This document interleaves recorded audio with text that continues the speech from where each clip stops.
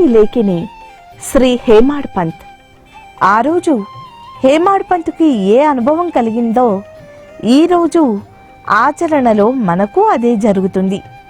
ఒక్కసారి సాయి అనుగ్రహం నా మీద వర్షించడం ప్రారంభమైన తర్వాత ఇక నాకు ఆయన ధ్యానమే తప్ప వేరే ధ్యాస లేదు అనే హేమాడ్ పంత్ వ్యాఖ్యలు ఈరోజు మనందరం అనుభవిస్తూ ఉన్నాం. ప్రతిదీ కూడా ఆచరణాత్మకంగా హేమాడ్ పంత్ ఏ అనుభవాలు పొందారు, ఆ అనుభవాలను మనం ప్రతి ఒక్కరము పొందుతున్నాము. అందుకని శ్రీ సాయి సచ్చరిత్ర సజీవమైనదిగా మన ముందు నిలిచింది.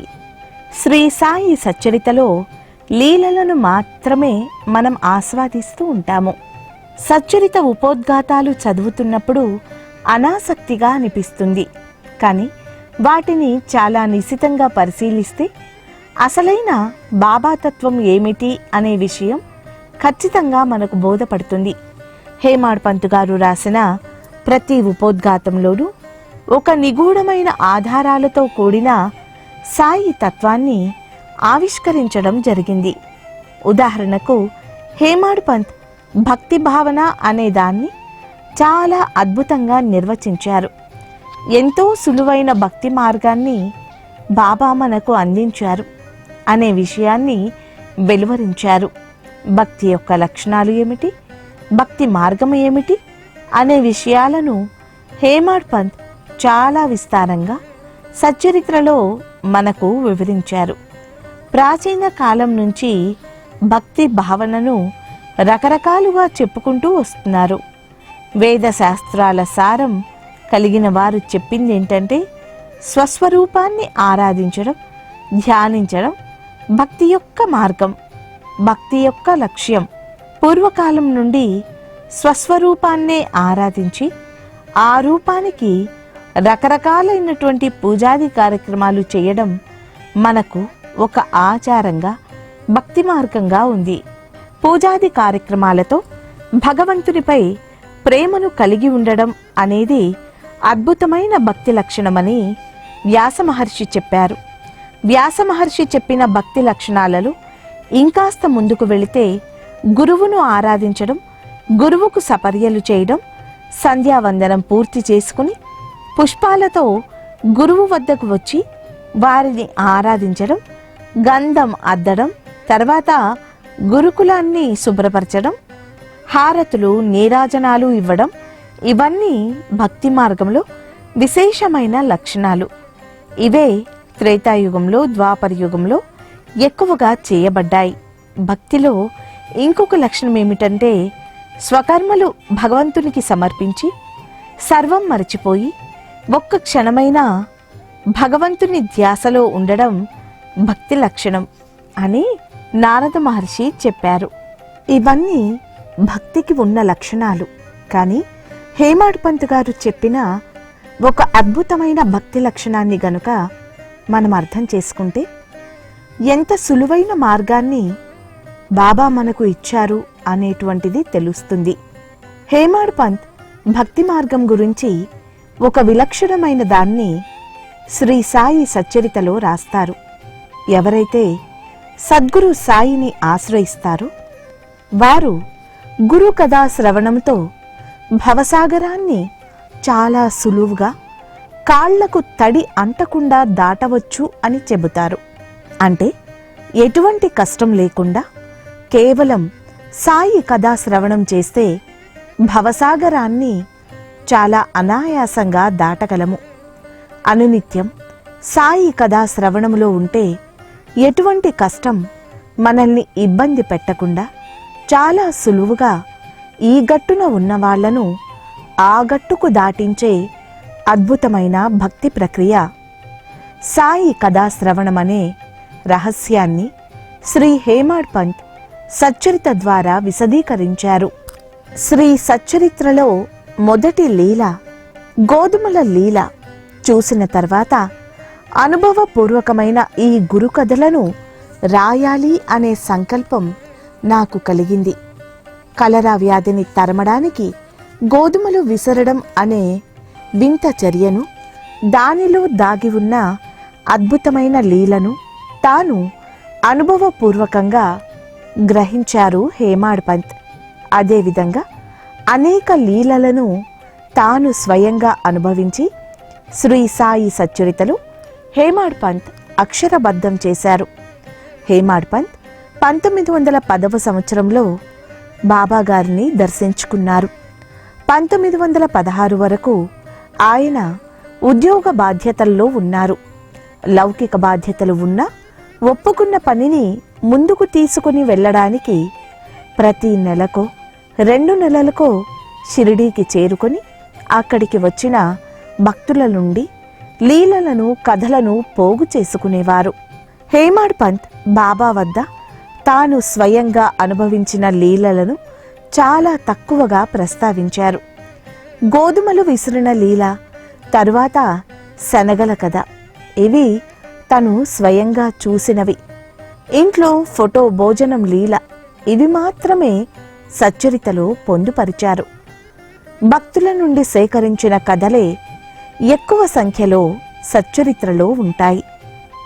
రాధాబాయి దేశ్ముఖ్ కథను కళ్లకు కట్టినట్లు హేమాడ్ పంత్ వర్ణిస్తారు.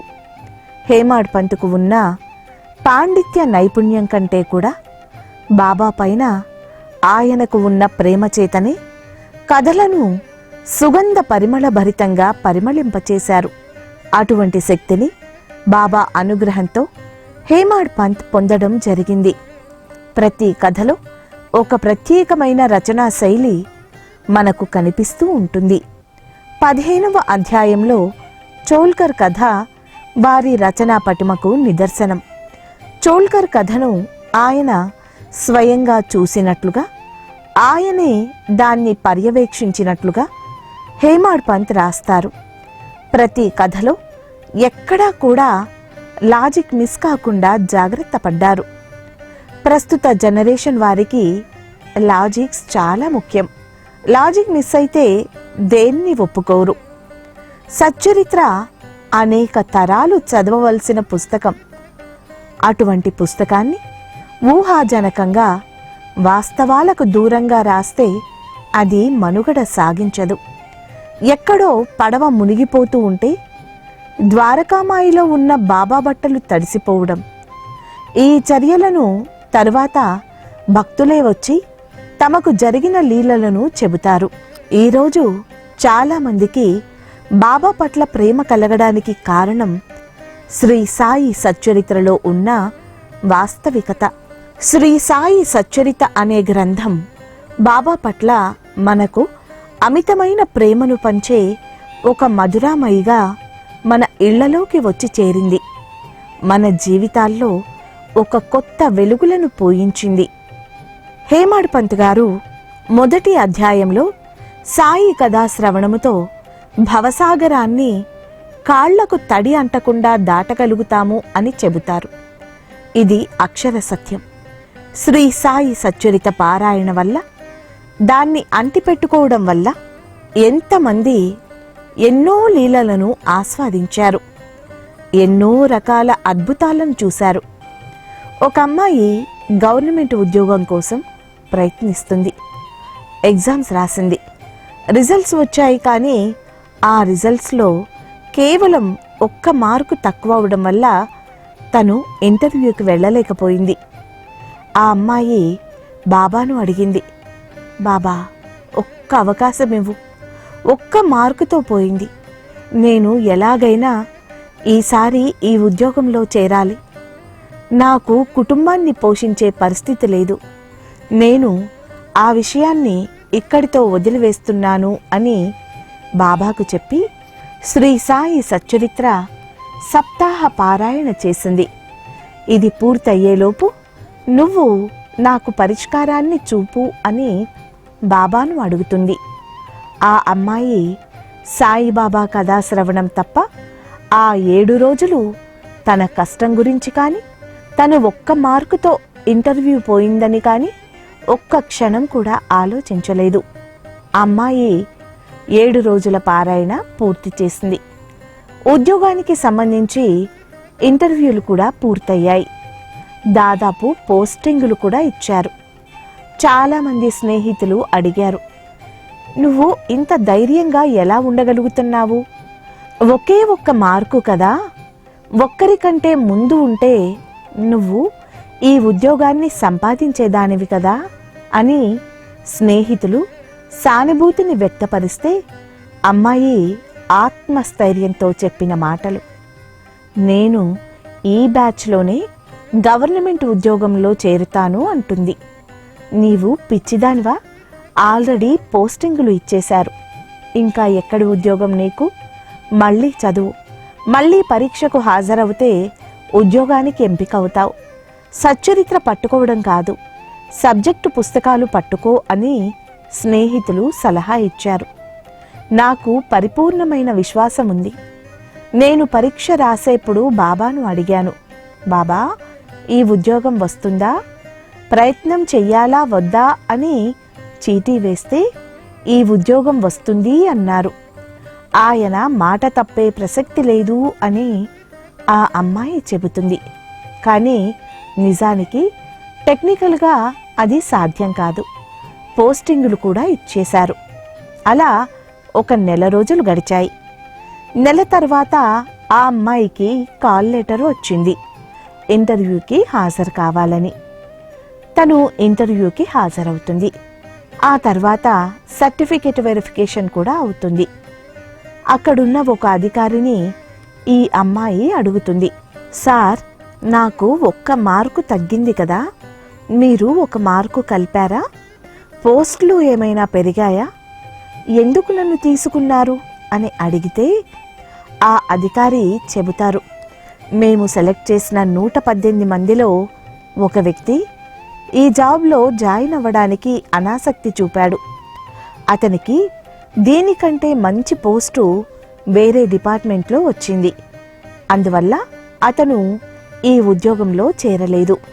ఈ క్రమంలో సెలక్షన్ లిస్టులో ఎవరు ఈ జాబుకు అర్హత ఉందని పరిశీలించి 1 మార్కుతో ఆగిపోయినా నిన్ను పిలిపించమని సెలక్షన్ కమిటీ వారు చెప్పారు. నీకు ఇంటర్వ్యూ, సర్టిఫికెట్ వెరిఫికేషన్ చేసి పోస్టింగ్ కూడా ఇవ్వమని చెప్పారు. ఆ అమ్మాయికి మాటలు రాలేదు. బాబా ఆడిన మాట తప్పరు, ఇది సత్యం. హేమాడ్పంత్ చెప్పినట్లు ఎప్పుడైతే సాయి కథా శ్రవణంలో మనముంటామో మన ప్రమేయం లేకుండానే మనం భవసాగరాన్ని కాళ్లకు తడి అంటకుండా దాటగలుగుతాము. ఈ అమ్మాయి ఎటువంటి ప్రయత్నం చేయకుండానే ఇక అయిపోయింది, రాదు అనుకున్న ఉద్యోగాన్ని బాబా ఇప్పించారు. ముఖ్యంగా శ్రీ సాయి సచ్చరిత్రను అంటిపెట్టుకుని శ్రీ సాయి సచ్చరిత్ర పట్ల పరిపూర్ణ విశ్వాసం ఉన్న వాళ్లకు బాబా అద్భుతాలు చూపిస్తారు. శ్రీ సాయి సచ్చరితను అంటిపెట్టుకుని మనం అధ్యయనం చేస్తున్నప్పుడు లీలలను మాత్రమే చదివితే సచ్చరిత మనకు అర్థం కాదు. సాయి కథా శ్రవణమనే మధురమైన కథలు, లీలలు, బోధలు, అందులోని అంతరార్థాన్ని గ్రహించాలి. శ్రీ హేమాడ్పంత్కు తను అనుభవించిన స్వానుభవాన్ని, బాబా లీలలను మధురంగా రాయాలి అనిపించింది. మధురంగా వాటిని ఆస్వాదించాలి అని అనిపించిందట. శ్రీ సాయి సచ్చరితలో ఉన్న లీలలన్నీ కూడా ఏదో మాయచేతో మంత్రంతోటో చేసినటువంటి లీలలు కాదు. అటువంటి లీలలు ఏవీ కూడా శ్రీ సాయి సచ్చరితలో మనకు కనిపించవు. అన్నీ కూడా వాస్తవికతను దర్శింపచేసేవే.